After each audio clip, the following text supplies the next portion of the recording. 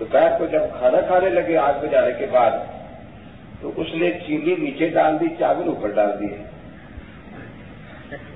اور بھیج دیے۔ اس کا خاوند ہے کوئی چینی دونوں حضرت بیٹھے کھانا چاول کھانے کے لیے کہ میں نے بھیج دی ہے۔ وہ آئے کہاں ہے چینی؟ وہاں نہیں بھیجی، وہ بھیج دی ہوئی ہے۔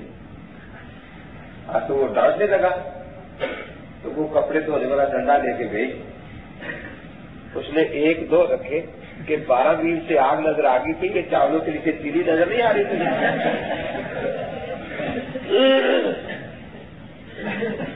یہ ہے نا کہ نماز کا انکار نہیں کہ نماز نہیں، نماز دل کی ہے، اس کو کہتے ہیں تاویل باطل۔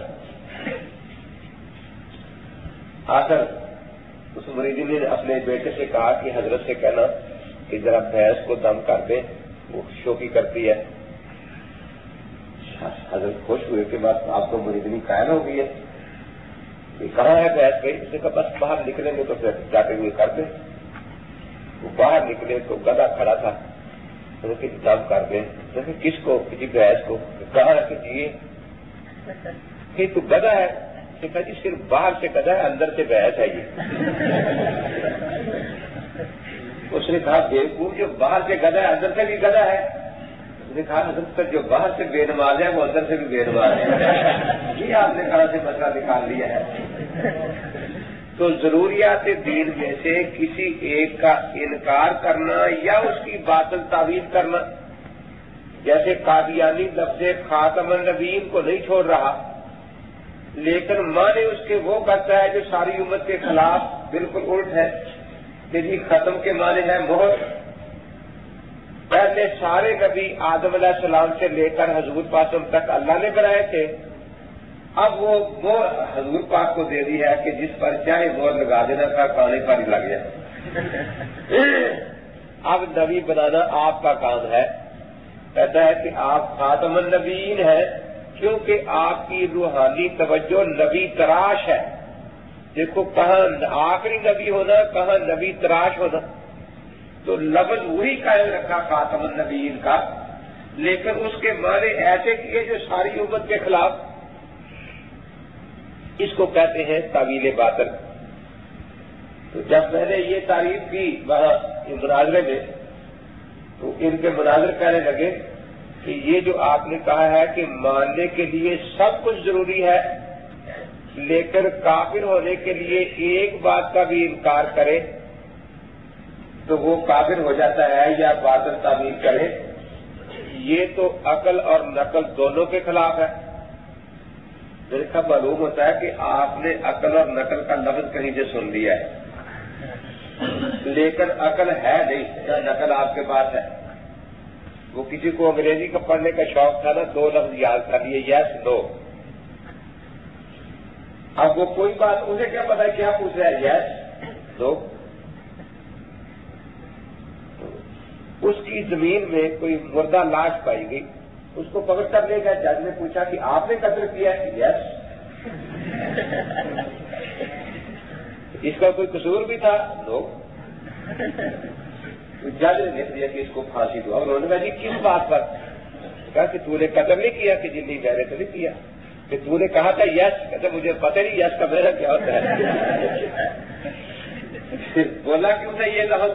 میں نے کہا کہ جج صاحب سمجھیں گے انگریزی پڑھا ہوا ہے۔ دیکھا یہ عقل اور نقل دونوں کے موافق ہے۔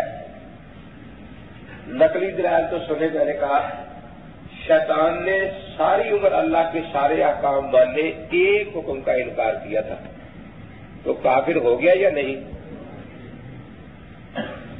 اسی طریقے سے منکرین زکوٰۃ نے ایک زکوٰۃ کا انکار تعویل باطل کی تھی کہ زکوٰۃ ہے تو فرض لیکن صرف حضرت لے سکتے تھے، اب بعد میں کسی کے لینے کا حق نہیں۔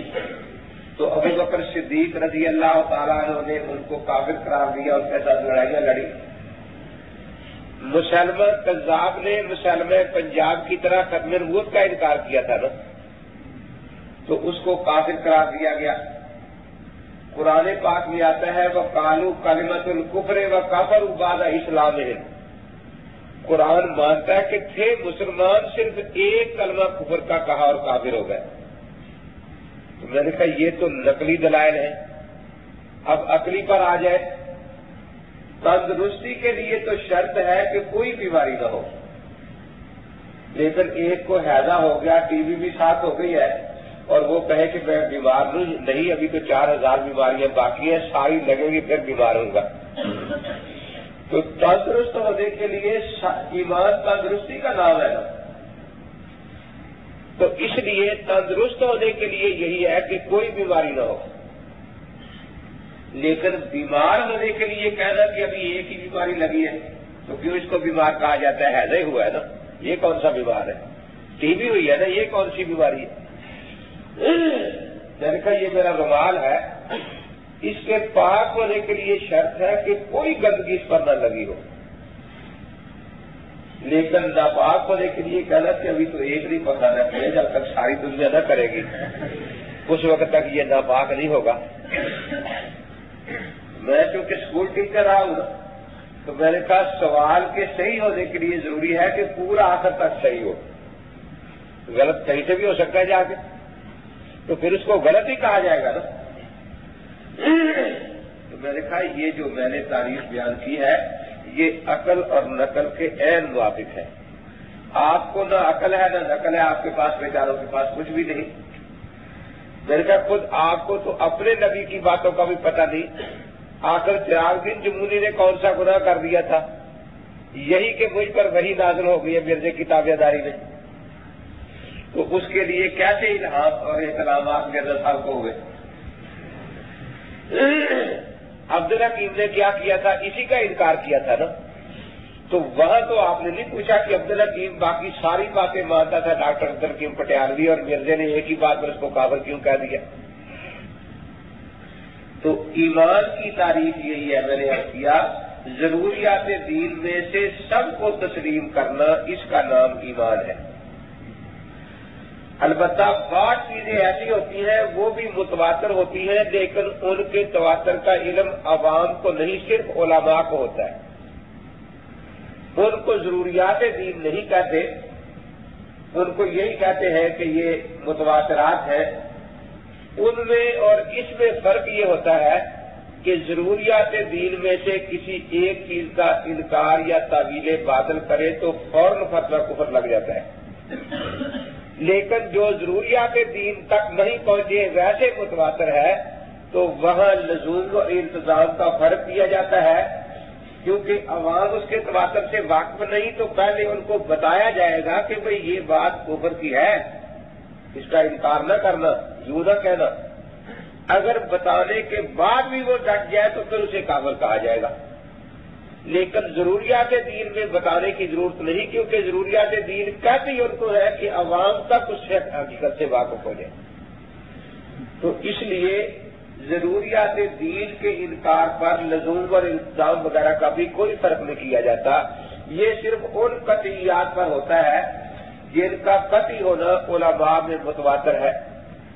اور بعض تواتر ایسے ہوتے ہیں جو من وجہ ہوتے ہیں.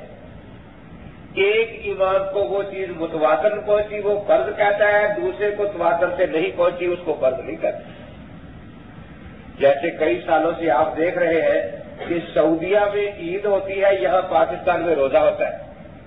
وہاں عید ہی متواتر ہے، چاند ثابت ہو گیا. یہاں چاند ثابت نہیں ہوا، یہاں سب نے روزہ رکھا ہوا ہے. تو ان کی عید بھی صحیح ہے، ہمارا روزہ بھی صحیح ہے. تو اسی طریقے سے بعض اوقات چاند پوری دنیا میں ایک ہی دن ثابت ہو جاتا ہے اور ساری دنیا میں ایک ہی دن عید کر لی جاتی ہے.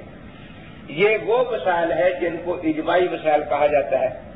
اور بعض اوقات ایسا ہوتا ہے کہ ایک علاقے میں چاند ثابت ہو گیا دوسرے میں ثابت نہیں ہوا، وہاں عید پڑھی جا رہی ہے یہاں روزہ رکھا ہوا ہے.